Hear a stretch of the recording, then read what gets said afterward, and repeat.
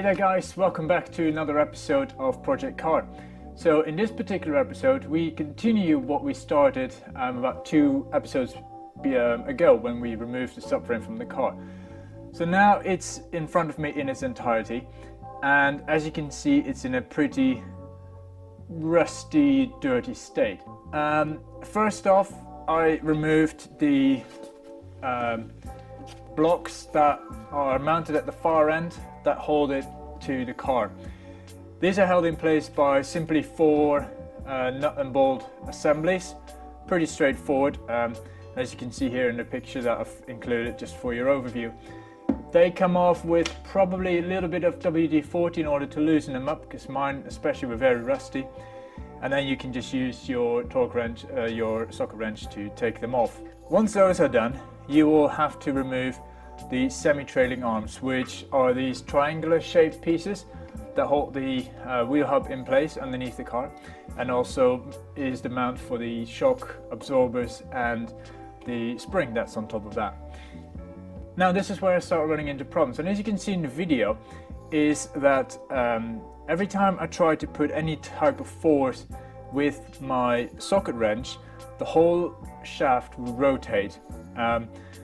And I didn't have any way of locking the diff so that it didn't happen. Probably might be an idea to do this while it's still mounted to the car, so you can possibly apply the brakes or put it on the ground with the wheels on, and the wheels will provide hopefully enough friction to get it off. But I don't have that ability anymore, so I had to come up with something else. Now thankfully I was able to borrow a tool from one of my colleagues at work, and that is a trusty impact gun, drill, whatever you want to call it. And as you can see, the left hand side is completely gone. I've taken the impact drill and these units just come out instantly. Now be aware that once you remove this, there's a lot of fluid and oils that come out. I have a feeling my diff is leaking. I'm not sure that's supposed to leak fluid. I've taken the left hand side off. We're going to focus on the right hand side now that we've got the proper tools for it. The last thing we will need to do is remove the 8 bolts. There's 4 on the top, 2 on either side, that hold the diff to this big piece here, of which I've just forgotten the name. And that means then the whole assembly is taken apart. We can then remove the wheel hubs from the actual trailing arms, take that apart, and then we can take it to the sandblasting cabin and hopefully start cleaning things up and see what we're actually left with, how many repairs or replacements we need to sort out. Now be aware that each 2 bolts have this little shimmy plate behind it. You don't lose those. Mine is coated in some form of protective paint, like a bit of a textured paste on it, but it's very hard to see any parts that are underneath it, so thankfully because of the vibrations it pops off, but you may well find that they stick underneath this gooey layer and you completely miss them. So make sure that you take them off. There should be 4 of them on either side. I'm still not sure whether I should do the opposite end first, so this side instead of the main bearing or main mounting. To be fair, it works either way by the looks of things, because I got the other one off this way as well. So now the little trick is to position it in such a way that you can actually get access to the bolts on this end, so you might have to move it a little bit. There we go. And that is number 2. Now painstakingly removed. I've already removed the bolts that go through the front end. I've just got 1 left in here that I need to hammer out. We'll do that shortly, and then this unit will fall down as well. So I'm just going to make sure that it is supported properly.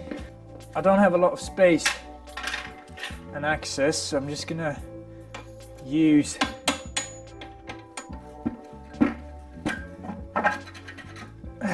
there you have it.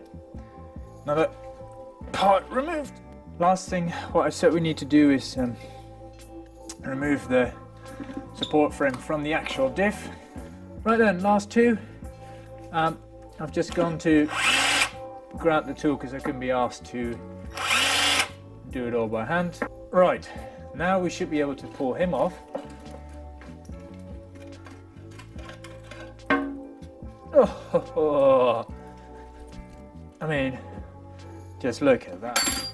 And now you can see the rest of the mess. That is actually a rear diff. And I mean, she is dirty.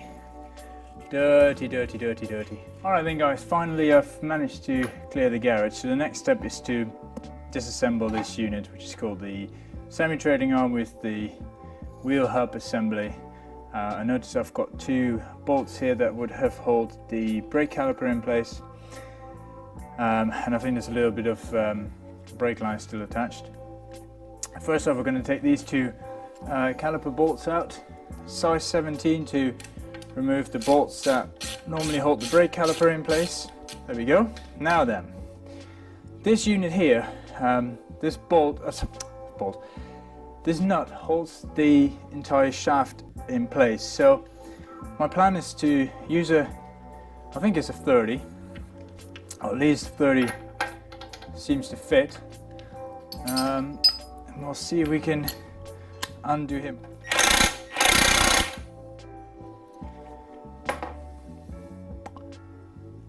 That doesn't work either. Step 1. Disconnect drive slash flange, which we have. Lift out locking plate, which we have not, which is that one here. So hopefully with my picky tool. Okay, so probably because I've been hammering it with the impact wrench, it was slightly unhappy, but now that he's off, and this is just a circuit part with a nut sizing in it. Eventually it will come.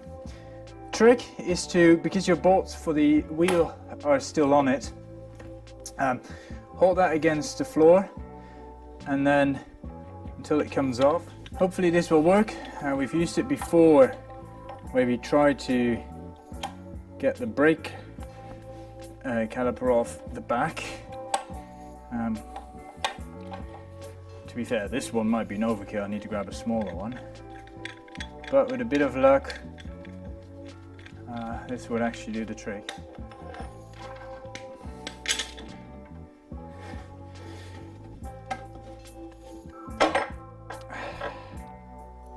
Et voila, that's him removed. I can now, he says he thinks, remove the other part. I have a feeling my bearing might be a bit solid. I'm going to use the same tool again, and this time around, yeah, that should work hopefully. So the plan is to put this tool behind, oh, that works easier. Oops. So I've put this clamp on and it's holding, it's grabbing behind the mounting frame for the brake calipers and handbrake. I think it's finally coming out. It's taking a bit of effort, but we're out. Oh, I can take him off. Oh, right. Might be able to, with a good cleanup, use this again. And not have to spend hundreds on a new one. Now, in the meantime, the cover plate came off as well, because that's held in behind the assembly. So that had 2 additional bolts that held it in place. So I took those off, and then that was able to come off. We've got these bushes at the end that we need to drive out somehow. I'm going to have a little read in the manual how to do that, but probably in a similar way we've just done this.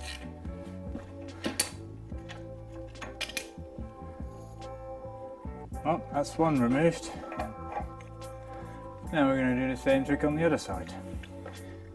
And finally there's number 2. So now these 2 bushes have been drilled out, we have got left the main bearing, which sits in here, but I'm not sure how to get out, so I have to do a bit of research on that.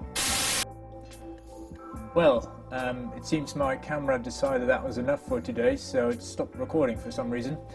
I'm still to remove that particular bearing that I just mentioned, but I'll come to that during the cleanup process when I come to sandblasting the trailing arms and restoring all of that.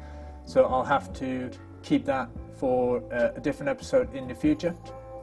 Nonetheless, I hope this episode was of any use to you and informative, and I look forward to seeing you at the next one, in which we'll finally start doing some body work and hopefully start working towards assembly instead of just taking everything apart. As always, thank you very much for joining me during the Project C.A.R series and this episode, and I hope you're enjoying it. If you haven't already, make sure you subscribe to the channel, clicking the subscribe button below. Don't forget to share it and comment with your feedback or any questions you might have. Also, if you haven't already, check out my Instagram page at E9Brunhilde, which shows you the latest updates and has far more information than just on the YouTube videos. So thank you very much for joining me, and I'll see you next time. Bye bye.